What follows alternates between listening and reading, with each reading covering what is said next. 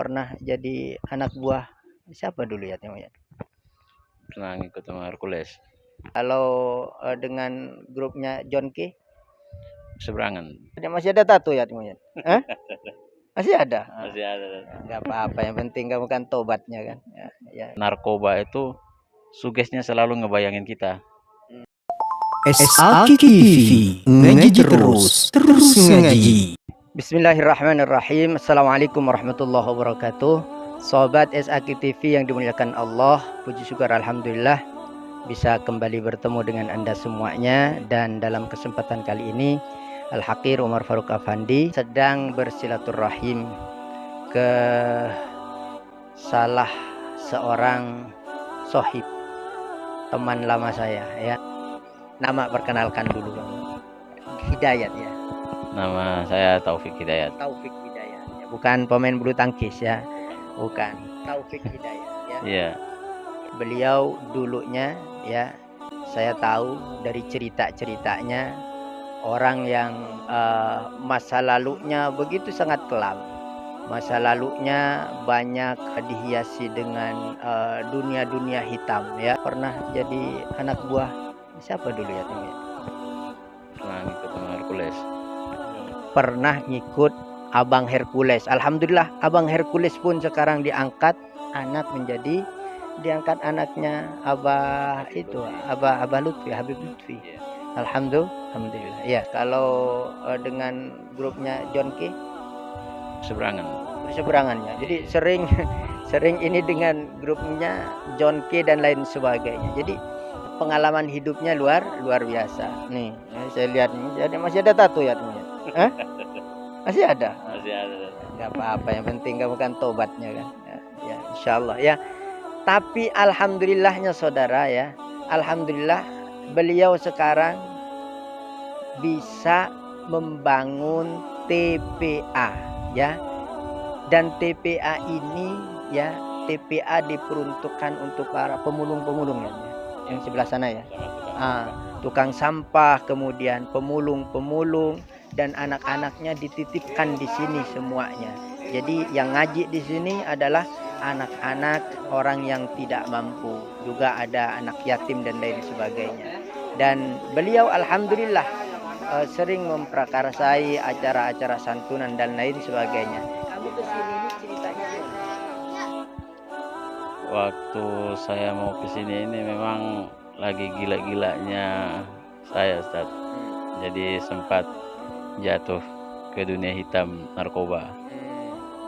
Jadi sampai di sini alhamdulillah ibaratnya ada orang yang ngajarin saya, yang buat saya bangkit lagi. Setelah di situ saya dikasih motivasi gimana sampai kamu mau dekat sama saya, tapi dengan catatan saya nggak pernah mau dengar kamu itu sampai pakai narkoba lagi. Saya pikir orang narkoba itu susah untuk dipercayain semua orang. Karena keinginan saya ibaratnya saya pingin berubah dan pingin tinggalin dari narkoba itu. Karena memang jujur Ustaz, untuk tinggalin narkoba itu sugesnya selalu ngebayangin kita. Rasa enaknya, kecanduannya, apa segala macam. Tapi di situ karena saya punya keinginan untuk berhenti, saya punya keinginan untuk berubah, karena pernah merasakan paling terpuruknya seperti apa. Akhirnya di situ saya sumpah, ya Allah kalau saya masih sentuh yang namanya narkoba, saya cuma punya anak sematawayang satu. Siapa namanya? Umar Al-Faruk. Jadi ini saking sama saya, dekat sama saya dulu. Jadi anaknya pun dikasih nama Umar sama dia. Terus gimana ya? Ya di situ saya sumpah ibaratnya kalau sampai saya masih sentuh yang namanya narkoba, saya masih terjerumus ke narkoba, saya ikhlas Allah buat panggil anak saya. Karena mau kayak gimana pun namanya orang tua pasti nggak pingin kehilangan seorang anak. Nah tapi dari situ alhamdulillah kurang lebih udah 4 tahun saya udah nggak pernah tahu yang namanya sabu seperti apa, inek seperti apa. Alhamdulillah saya udah nggak pernah tahu. Terus awal mula kamu terjerumus ke lembah kebaikan ini gimana nih ceritanya? Ya, jadi dari situ memang pertama kali saya ke sini namanya orang narkoba, Ustaz. Jadi orang selalu memandang, ah, kok orang itu ditempatin di situ, sedangkan itu orang narkoba. Namanya orang narkoba di mana-mana susah, Ustaz, buat dipercaya. Nah, tapi di satu sisi ada orang yang ngebuka hatinya, dia nggak pernah mau dengar omongan orang seperti apa, tapi dia cuma ngomong ke saya percaya kamu udah berhenti sama narkoba. Nah, di situ dari omongan dia itu saya tanamin diri saya bagaimana saya di samping dia, saya harus bisa banggain dia. Jadi orang yang mungkin selama ini ngomong saya seperti ini, saya harus buktiin saya bisa berubah. Jadi itu yang menjadi pelecut ya untuk berubah.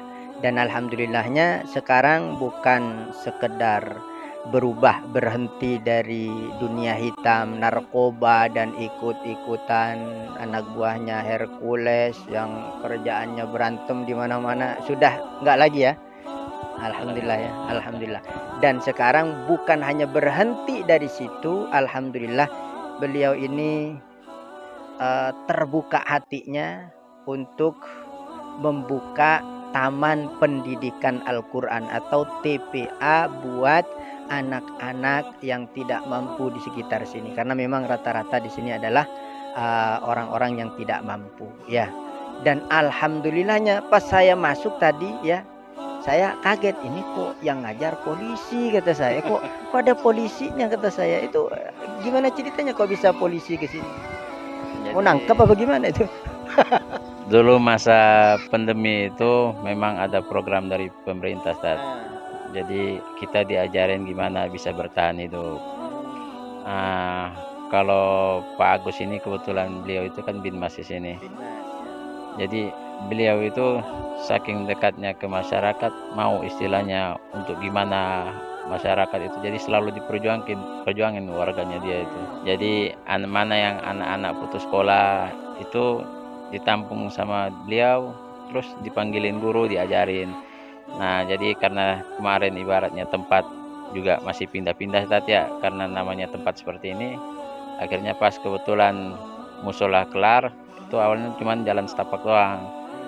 Terus kata Pak Agus, gimana kalau misalnya jalan ini agak dilebarin sedikit buat anak-anak belajar, jadi nggak kehujanan lagi, nggak seperti apa. Nah, terus ada bos yang di sini yang istilahnya ya udah nggak apa-apa, biar anak-anak bisa belajar. Alhamdulillah ibaratnya sampai seperti ini. Iya, alhamdulillah. Tapi kamu sebagai pelopor di sini, sehingga orang di sekitar antum di sini ya, kemudian tergerak hatinya juga untuk ikut membantu memberikan sumbangsi di sini gitu ya. Ya, itulah salah satu yang dijanjikan oleh Allah Subhanahu wa taala. Ada 3 golongan kata Rasulullah. Salasun haqqun 'alallahi aunuhunna. Ya, ada 3 golongan yang merupakan hak Allah Subhanahu wa taala menolong orang itu atau golongan itu. Yang pertama apa? Yakni al-mujahid fi sabilillah, orang yang mau berjuang di jalan Allah Subhanahu wa taala. Kemudian al-mukatab yuridul ada, jadi budak yang dalam perjanjian untuk membebaskan diri, maka akan ditolong oleh Allah Subhanahu wa taala. Kemudian yang ketiga an-nakih yuridul afaf, orang yang menikah, dengan nikahnya itu dia berharap agar tidak terjerumus ke hal-hal yang negatif, ya, terjaga dari perbuatan-perbuatan yang buruk ya, dari perzinahan dan lain sebagainya. Maka ini akan dijamin oleh Allah Subhanahu wa taala kehidupannya. Termasuk antum, mudah-mudahan istiqomah terus ya, istiqomah bersama masyarakat di sini, berjuang mengajak kepada kebaikan, dan mudah-mudahan nanti anak-anak di sini ada yang jadi penghafal Quran, jadi qori dan lain sebagainya. Ya, insya Allah itu semuanya akan menjadi pelebur dosa-dosa kita semua yang telah kita lakukan di masa lalu. Ya, terus semangat ya. Ya, mudah-mudahan barokah dunia akhirat. Ya, makasih ya. Kasih berkah tempatnya Allahumma barik lana fi makanina, Allahumma barik lana fi umrina, Allahumma barik lana fi amwalina, Allahumma barik lana fi kulli ma a'taitana. Wa sallallahu ala sayyidina wa nabiyina Muhammadin wa ala alihi wa sahbihi wa baraka wasallam. Alhamdulillahi rabbil alamin. Assalamualaikum warahmatullahi wabarakatuh.